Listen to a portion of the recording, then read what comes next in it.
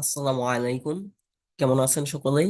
আজকে আমরা এসএসসি এবং অন্যান্য প্রতিযোগিতামূলক পরীক্ষায় আসা খুবই গুরুত্বপূর্ণ কয়েকটি নৈবিত্তিক অর্থাৎ এমসিকিউ এর সমাধান করব ইনশাল্লাহ।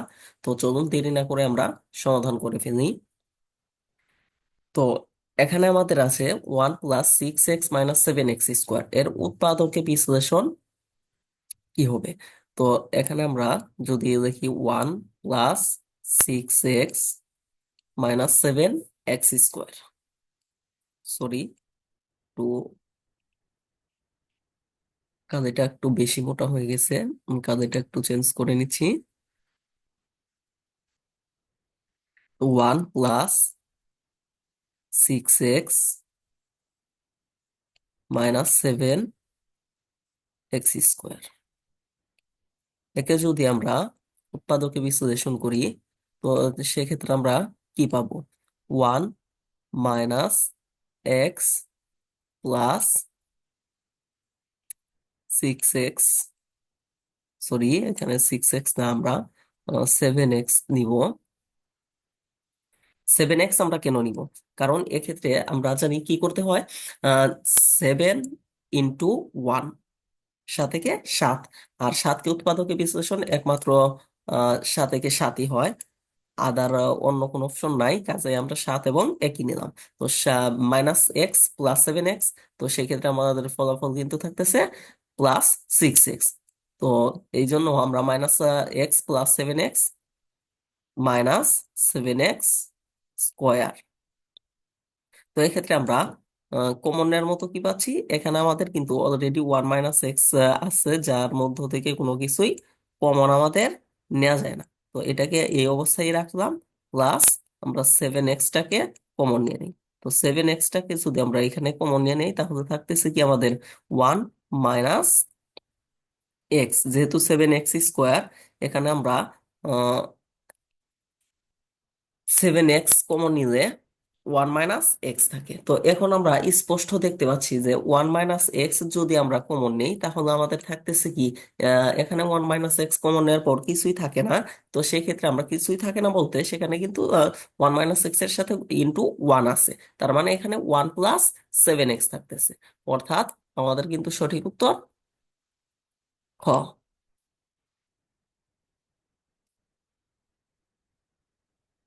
আমরা পরবর্তীতে যাই।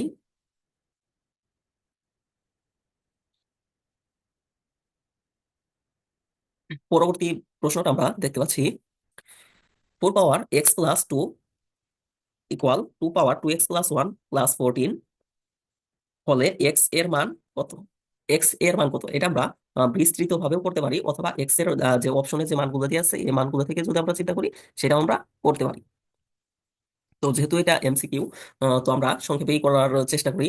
যদি আমরা আর যদি বিস্তৃত ভাবে করি, তাহলে আমাদের একটু সময়টা বেশি লাগবে। তো আমি দুই ভাবে একটু করার চেষ্টা করি। এখানে আছে 4 × x + 2 = 2 × 2x + 1 প্লাস আছে 14। তো এক্ষেত্রে আমরা, বা যদি আমরা এই অংশটাকে 2² তার পাওয়ারটাকে দেখতে পারি আমরা কত, x + 2 সমান, অথবা আমরা এখানে সমান ব্যবহার না করে মাইনাস ব্যবহার করতে পারি।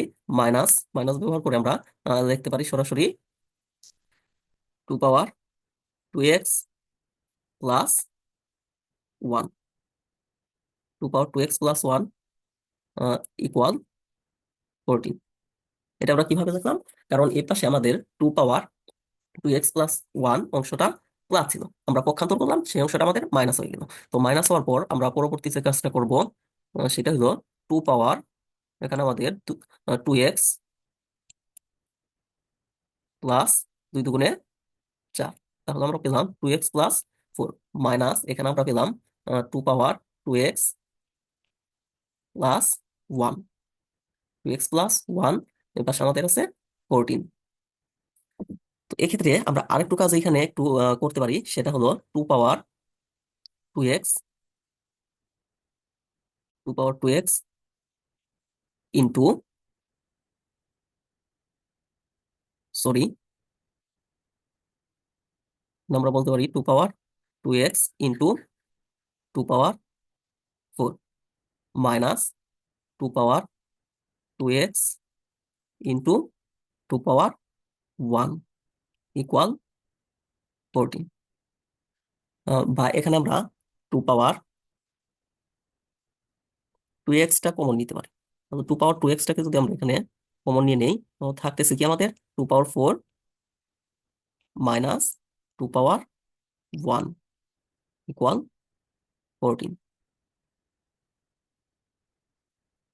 14 আসে। বা এখানে আমরা আর একটু কাজ করতে পারি। সেই কাজটা কি, আমরা 2 power 2x টাকে যদি কমন নেই, এটাকে এই অবস্থায় রাখি 2 power 2x। এখানে আমরা একটু ক্যালকুলেশন করি, সেটা হলো 2 power 4, 2 power 4 হলো আমাদের 16, 16 বিয়োগ 2 power 1 মানে 2। তো এক্ষেত্রে আমরা মানটা পাচ্ছি 14, অর্থাৎ এক্ষেত্রে আমরা 14 পাচ্ছি মানটা। তো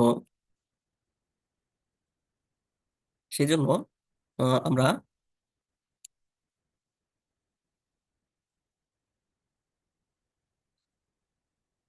এখানে পরবর্তীতে করতে পারি 2 power 2x equal 14 divided by 14, বা 2 power 2x সমান, আমরা এখানে 14/14 সমান এই ক্ষেত্রে ভ্যালুটা পাচ্ছি 1। আর 1 কে আমরা একটু যদি মডিফাই করে লিখি 2 power 0, কারণ আমরা জানি a power 0 ইজ ইকুয়াল 1। তো এক্ষেত্রে আমাদের এ যেহেতু 2 পাওয়ার, ভিত্তিটা বেস 2 power 2x, এই কারণে আমরা 2 power 0 দিব। আর এখান থেকে কিন্তু আমরা স্পষ্ট বুঝতে পারছি যেহেতু এক্ষেত্রে আমাদের উভয় ক্ষেত্রে বেস অথবা ভিত্তিটাকে আমরা বলতে পারি 2। 2 যদি আমাদের ভিত্তি হয় তাহলে 2 power 2x ইকুয়াল 0। তার মানে আমরা পাচ্ছি 2x is equal 2x is equal 0। 2x is equal 0 হলে x ইকুয়াল কত হয়, 0 হয়ে যায়। তো সেক্ষেত্রে কিন্তু আমরা সঠিক উত্তরটা পেয়ে যাচ্ছি। তো তাহলে আমরা এক্ষেত্রে সঠিক উত্তরটা পেলাম খ, 0। তো একে যদি আমরা আরো সংক্ষেপে বা সহজভাবে করতে চাই, তাহলে সেক্ষেত্রে আমরা কাজটা করতে পারি।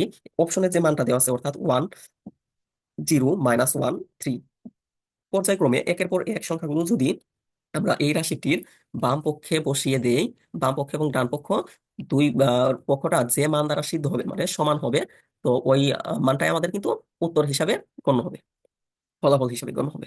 তো আমরা পরবর্তী প্রশ্নটা দেখি। এখানে আছে x/y এর সাথে কত যোগ করলে যোগফল y/y ডিভাইডেড বাই x হবে। তো এক্ষেত্রে এটা আমরা কি বলতে পারি, এখানে আমাদের x/y, y এর সাথে কত যোগ করলে যোগফলটা y/x হবে। তো এক্ষেত্রে আমরা ফলাফলটা এইভাবে বের করতে পারি যে y/x মাইনাস x/y। তো এক্ষেত্রে আমরা লসাগু হিসাবে নিতে পারি x/y। তো x/y যদি আমরা লসাগু হিসাবে নিয়ে নেই, তাহলে আমরা এই ক্ষেত্রে এক্স দ্বারা যদি x/y কে ভাগ করি, সেক্ষেত্রে ফলাফল y তো y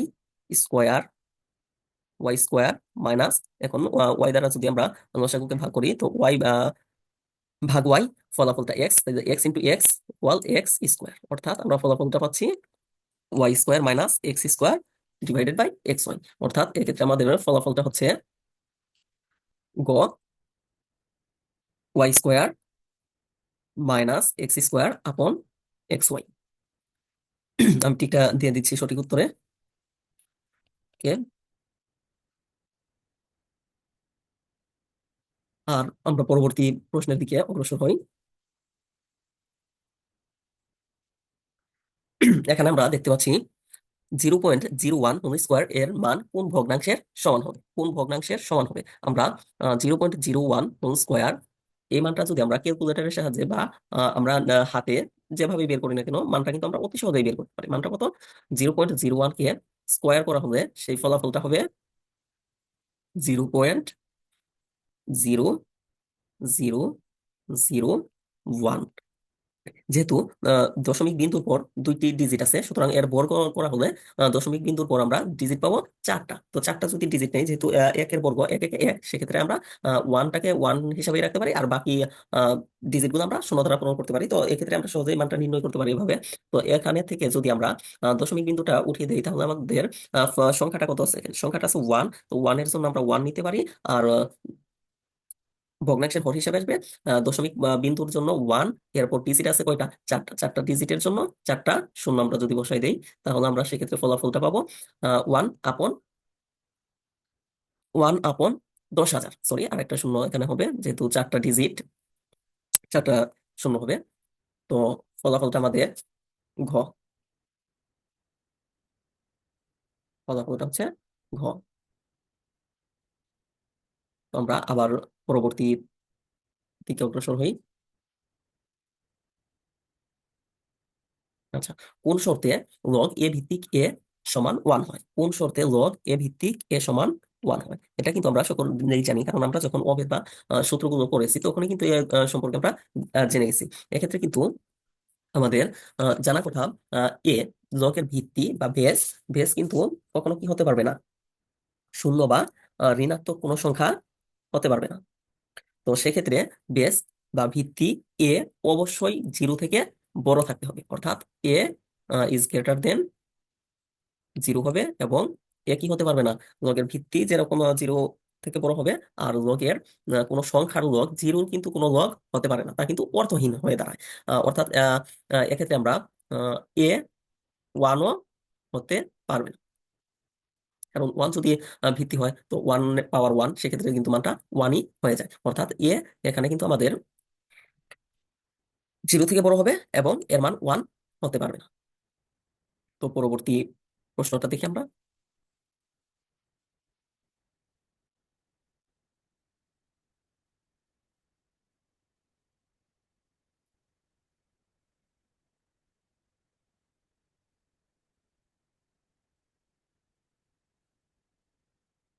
এক্স পাওয়ার এ equal Y, Y power B equal Z, এবং জেড পাওয়ার সি ইকুয়াল এক্স হলে আমরা এ বি সি এর মান কত সেটা নির্ণয় করব। তো এক্ষেত্রে আমরা এই অংশটা থেকে যদি আমরা শুরু করি, জেড পাওয়ার সি ইকুয়াল এক্স, সুতরাং এক্ষেত্রে আমরা জেড এর পরিবর্তে বসাতে পারবো ওয়াই পাওয়ার বি। অর্থাৎ এক্ষেত্রে যদি আমরা Y power B, Y power B, আর যেহেতু এটা জেড এর পরিবর্তে বসালাম, জেড এর পাওয়ার ছিল সি, সুতরাং ওয়াই পাওয়ার বি এর হোল পাওয়ার থাকবে সি ইকুয়াল এক্স। বা এক্ষেত্রে আমরা বলতে পারবো Y power B C is equal X. আবার ওয়াই হচ্ছে এক্স পাওয়ার এ, সুতরাং এক্ষেত্রে আমরা আরেকটু মডিফাই করে লিখতে পারি, সেটা হলো এক্স পাওয়ার এ হোল পাওয়ার বি সি। আমরা একবারই যদি লিখে দিই যে x power A B C সমান, এক্ষেত্রে আমরা পাচ্ছি এক্স। এটাকে আমরা এভাবে কিন্তু বলতে পারি যে x power A B C equal শুধু এক্স। এক্ষেত্রে আমরা এক্স এর পাওয়ার না থাকার মানে বলতে পারি এক্স এর পাওয়ার ওয়ান। সুতরাং আমরা বলতে পারি এ বি সি এর মান হচ্ছে ওয়ান। পরবর্তী প্রশ্নের দিকে আবার আমরা একটু অগ্রসর হতে থাকি। সে পর্যন্ত আমি একটু দাগগুলো মুছে নেই। আচ্ছা, দেখি আমরা পরবর্তী প্রশ্নটা কি আছে। পরবর্তী প্রশ্নটা আছে, বৃত্তের পরিধি এবং ব্যাসের অনুপাত কত? বৃত্তের পরিধি এবং ব্যাসের অনুপাত কত? আমরা জানি বৃত্তের পরিধি এবং ব্যাসের অনুপাত পাই দ্বারা প্রকাশ করা হয়। তো পাই এর মান 22/7 এর কাছাকাছি, এটা আমরা অনেকেই হয়তো জানি, প্রায় সকলেই জানি। তো এক্ষেত্রে কিন্তু আমাদের সঠিক উত্তর তাই 22/7, যা 3.1416 এর কাছাকাছি। পরবর্তীতে আচ্ছা, 45 ডিগ্রি কোণের সম্পূরক কোণ কত? 45 ডিগ্রি কোণের সম্পূরক কোণ কত? আচ্ছা, আমরা সম্পূরক কোণ বলতে কি বুঝি? আমরা সম্পূরক কোণ তাকে বলি যদি দুইটি কোণের সমষ্টি 180 ডিগ্রি হয়, তাকেই বলা হয় সম্পূরক কোণ। তো যেহেতু এর সম্পূরক কোণের একটা কোণ হলো 45 ডিগ্রি, সুতরাং এই সম্পূরক কোণটা হবে কি 180 বিয়োগ 45, 45 ডিগ্রি। তো আহ, এক্ষেত্রে মানটা আমরা কত পাবো? 135 ডিগ্রি। সুতরাং এটাই হবে আমাদের সঠিক অ্যান্সার। পরবর্তীতে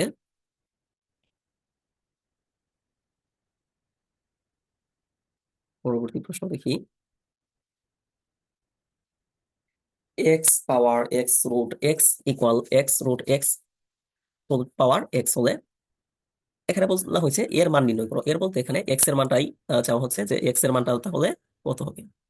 এক্ষেত্রে আমরা যদি মানটা এইভাবে একে মডিফাই করি, অপারেশন করা শুরু করি, তা হচ্ছে এক্স পাওয়ার এক্স, এক্ষেত্রে এক্স এর পাওয়ার না থাকার মানে আমরা বলতে পারি 1, আর কোন সংখ্যার উপর রুট থাকা মানে কিন্তু তার পাওয়ার হাফ। আমরা একটু যেহেতু এমসিকিউ সংক্ষেপ করে আমরা একদম 1+12 কেন দিলাম, এক্ষেত্রে এক্স আর রুট এক্স দুটো কিন্তু গুণ, আর গুণের ক্ষেত্রে আমরা জানি কি আছে, পাওয়ারটা যোগ করতে হয়। সুতরাং আমরা একবারে লিখে দিলাম এক্স পাওয়ার 1+1/2 সমান আমাদের ডান পক্ষে কি আছে, এক্ষেত্রে কিন্তু এক্স রুট এক্স আছে। তো এই যে এই অংশটার অনুসারে আমরা এখানে কিন্তু তাই লিখতে পারি এক্স পাওয়ার 1+1/1/2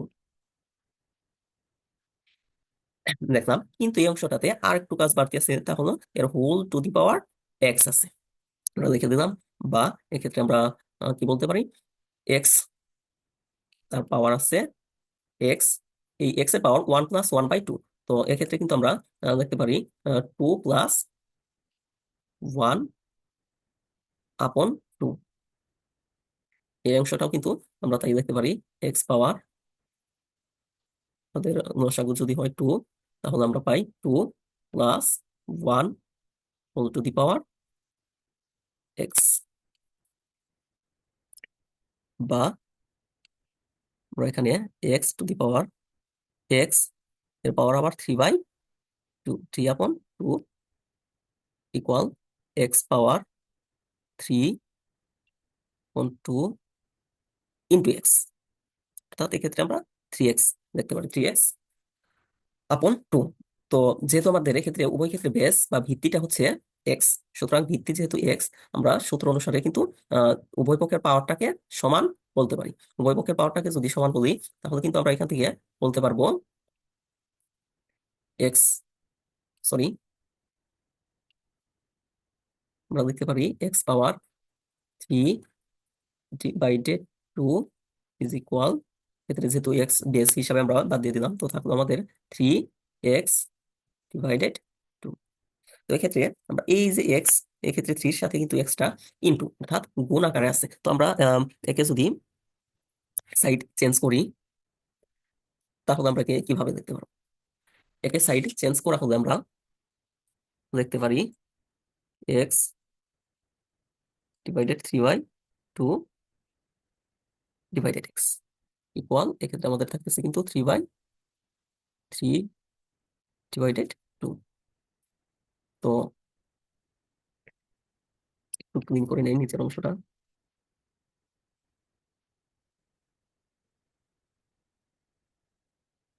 তা হচ্ছে এক্স পাওয়ার 3/2 -1 3/2। তো আমরা এক্স পাওয়ার 3-2 -1 এই অংশটা থেকে আমরা 3/2 -1 এই ক্যালকুলেশনটা করার পর আমরা কিন্তু এখানে পাবো 1/2, মানে এক্স পাওয়ার 1/2 অর্থাৎ হাফ। তাহলে আমরা সমান 3/2 পেলাম। তো যেহেতু এই পাশে আমরা 3/2 পেলাম, তো এক্স পাওয়ার যেহেতু হাফ, তো এটাকে যখন আমরা এই এক্স পাওয়ার হাফটাকে আমরা এক্স পাওয়ার হাফ না দেখে এটাকে কিন্তু আমরা রুট হিসাবে দেখতে পারি। যদি আমরা এটাকে স্কোয়ার রুট আকারে এখানে লিখে দেই, তাহলে কিন্তু আমরা স্পষ্ট বুঝতে পারছি রুট এক্স সমান 3/2। তাহলে এক্স সমান কি হবে, এক্স সমান কিন্তু তাহলে আমরা অতি সহজেই পেয়ে যাচ্ছি 3/2 হোল স্কোয়ার। তো 3/2 হোল স্কোয়ার মানে 3×9, 2×4, অর্থাৎ এক্ষেত্রে আমাদের সঠিক উত্তরটা হচ্ছে গ, 9/4।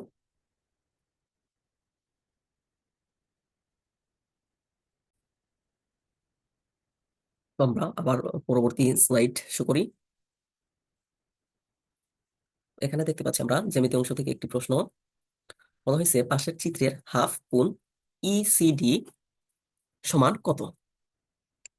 এখানে প্রশ্ন একটু অসম্পূর্ণ আছে, তো সেটা আমি একটু ক্লিয়ার করে দিচ্ছি। তা হচ্ছে এখানে আমাদের 80 ডিগ্রি, 80 ডিগ্রি, কোণ এ সমান 80 ডিগ্রি, তাহলে আমাদের আহ, এই কোণ ইসিডি এর মান কত? ইসিডি আমরা দেখতে পাচ্ছি এখানে কোণ ইসিডিটা হচ্ছে এই যে এইখানে। তো আমরা এটা যেহেতু 80 ডিগ্রি, আমরা জানি বৃত্তস্থ চতুর্ভুজের বিপরীত দুই কোণের সমষ্টি হয় দুই সমকোণ, অর্থাৎ আমরা এক্ষেত্রে কোণ এ এবং কোণ সি এর সমষ্টি হবে, কোণ এ এবং কোণ সি এর সমষ্টি হবে 180 ডিগ্রি। কিন্তু এক্ষেত্রে এ 80 ডিগ্রি, তাহলে কোণ সি এই অংশটা অবশ্যই 100 ডিগ্রি। আচ্ছা, আবার কোণ বি সি ই এক সরল কোণ, এই এক সরল কোণের দুইটি সন্নিহিত কোণ হলো বি সি ডি একটা কোণ, এবং ডি সি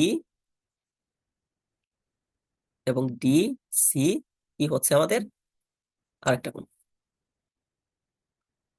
তো দুইটা কোণ থাকার তার একটা কোণ যদি হয়, এক সরল কোণ আমরা জানি 180 ডিগ্রি হয়, তার একটা কোণ হচ্ছে 100 ডিগ্রি, তাহলে অপর কোণটা ডিসিই অথবা ইসিডি, এই কোণটা তাহলে কত ডিগ্রি হবে? অবশ্যই তা হবে 80 ডিগ্রি। তো এটা কোণটা যদি 80 ডিগ্রি হয়, 80 ডিগ্রি হয়, তো সেক্ষেত্রে আমরা বলতে পারতেছি এই 80 ডিগ্রির হাফ, 80 ডিগ্রির হাফটা হচ্ছে কিন্তু অবশ্যই 40 ডিগ্রি। এক্ষেত্রে তাহলে আমাদের সঠিক উত্তরটা হচ্ছে ক, 40 ডিগ্রি। পরবর্তী প্রশ্ন, আমরা শেষের দিকে হয়তো বা চলে আসছি, আর খুব একটা বেশি প্রশ্ন আমরা দেখবো না। আচ্ছা, তো 4 power x plus 4 power x plus 4 power x plus 4 power x, অর্থাৎ 4 time of 4 power x, 4 bar 4 power X আছে, এর মানটা কত হতে পারে? একে আমরা অতি সহজ ভাবে দেখতে পারি 4 ইন্টু 4 পাওয়ার এক্স। সরি, আমি কলমটা একটু চেঞ্জ করে নিই। 4 ইন্টু 4 পাওয়ার এক্স। তো এক্ষেত্রে ফোর পাওয়ার, এই ফোরটাকে আমরা পাওয়ার না থাকার মানে বলতে পারি এর পাওয়ার আছে 1। তো সে হিসাবে আমরা এক্ষেত্রে দেখতে পারি 4 পাওয়ার এক্স প্লাস 1 লিখতে পারি এক্ষেত্রে আমরা, সমান 4কে আমরা 2 স্কোয়ার লিখতে পারি। 2 স্কোয়ার হোল পাওয়ার আছে আমাদের x+1। তো 2 পাওয়ার আমরা লিখতে পারি 2x প্লাস 2x প্লাস 2 একে 2x+2। তো আমাদের উত্তরটা হচ্ছে গ,